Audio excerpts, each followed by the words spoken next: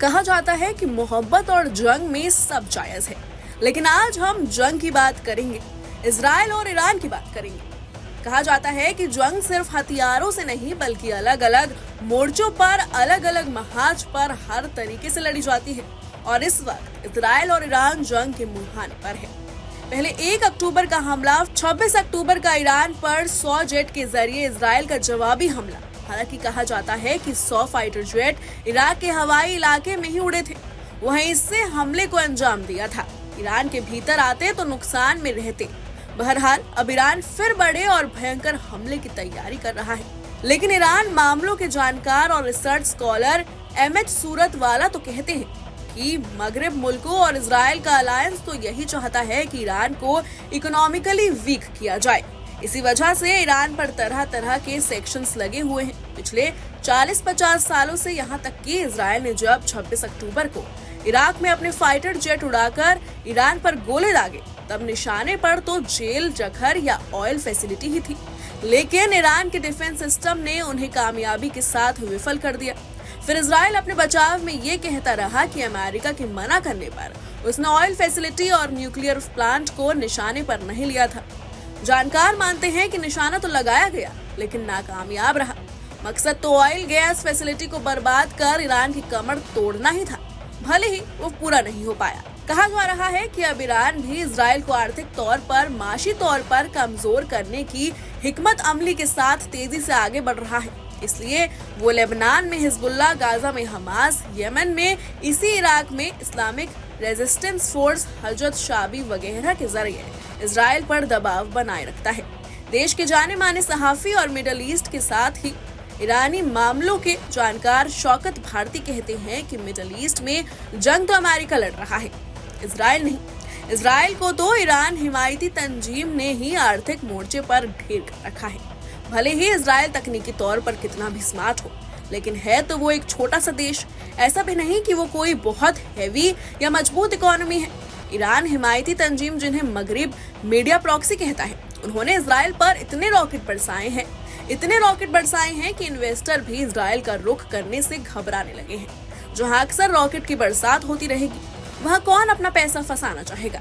अब आज ईरान ने अपनी तमाम प्रॉक्सीज के जरिए इतने हमले करवाए हैं कि आज इजराइल की कमर टूट गई। उसके यहाँ कोई इन्वेस्टमेंट करने के लिए तैयार नहीं है। उनके तमाम लोग जो हैं वो अनसिक्योर्ड हैं, शेल्टर्स के अंदर जा रहे हैं। यहाँ तक कि बेंजामिन नेतन्याहू को बंकर के अंदर बैठना पड़ रहा है। तो आज इकोनॉमिकली जो इजराइल चरमरा रहा है, वो इसलिए चरमरा रहा है कि पूरी उसकी इकोनॉमी चौपट हो रही है। ईरान ने इस्लामिक रेजिस्टेंस फोर्सेस हसी और हिजबुल्लाह के जरिए ऐसा जाल बिछा दिया है कि इनसे लड़ते हुए इजराइल की रेगुलर फोर्सेस को भारी खर्चा उठाना पड़ रहा है। एक्सपर्ट मानते हैं कि इस्लामिक रेजिस्टेंस फोर्सेस के जंगजू तो इजराइल से अपने डिस्क पर लड़ रहे हैं, लेकिन इजराइल का रेगुलर फोर्स को तो वो तमाम सहूलतें लगती है जो जंग में कूद चुकी फौजी की जरूरत होती है। इसलिए जंग इजराइल के लिए बहुत ज्यादा खर्चीली है। एक्सपर्ट्स मानते हैं कि कई मोर्चों पर एक साथ लंबी लड़ाई लड़ते लड़ते इजराइल भी इक्तिसादी तौर पर यानी आर्थिक तौर पर टूट जाएगा। इजराइल के भारी खर्चे को ऐसे समझते हैं कि उसे अपने एयर डिफेंस सिस्टम, जो कि बहुत एडवांस कहा जाता है, उस पर कितना पैसा लगाना है। इजराइल का मल्टीलेयर एयर डिफेंस सिस्टम, जिसे आयरन डोम कहा जाता है, उसे हिजबुल्लाह या हौसी जंगजू के एक रॉकेट और मिसाइल को रोकने में लाखों खर्च करने पड़ते हैं, जबकि हिजबुल्लाह, हमास या हसी के हथियार बेहद सस्ते और मारक हैं। ऐसे में हर रोज के हिसाब से इजराइल के कई करोड़ रुपए तो सिर्फ इसी काम में खर्च हो जाते हैं। कहा जाता है कि ईरान ने खुद पर लगे कड़े आर्थिक प्रतिबंधों या सैंक्शंस के बावजूद फिलिस्तीन के मुद्दे पर लंबी लड़ाई करने के लिए खुद को बहुत लंबे वक्त से तैयार कर रखा है और इसकी ताकत इजराइल को घेरे हुए है। उसके प्रॉक्सी ग्रुप हैं जो बहुत लंबी जंग लड़ने में माहिर हैं। जब तक इजराइल चाहेगा वो लड़ते रहेंगे। ईरान ने अपनी प्रॉक्सीज के जरिए इस कदर इजराइल पर अटैक कराए हैं, उसको अपने डिफेंस के ऊपर अपने एक मिसाइल्स को रोकने के लिए, जो उनका इंटरसेप्टर का मिसाइल है। यानी अगर मान लीजिए कि हिजबुल्लाह का ड्रोन जो है वो 2 लाख रुपए का है, उसको रोकने के लिए इनको 20 लाख का मिसाइल इस्तेमाल करना पड़ रहा है। और इसके अलावा ड्रोन सब जगह, मिसाइल सब जगह जाके गिर रहे हैं, जिसकी वजह से उसकी फैक्ट्री भी तबाह हो रही है। वहाँ कोई इन्वेस्टमेंट नहीं कर रहा है और वहाँ के ऊपर बेहिसाब पैसे खर्च करने पड़ रहे हैं। इसराइल को इकोनॉमिकली कमजोर करने की हिकमत अमली के तहत ही अब इस्लामिक रेजिस्टेंस फोर्सेस ने हाइफा और अकर जैसे शहरों का रुख किया है। हाइफा इसराइल की कमर्शियल सिटी मानी जाती है। वो इसे दुनिया के सबसे बड़े पोर्ट के तौर पर डेवलप कर रहा था।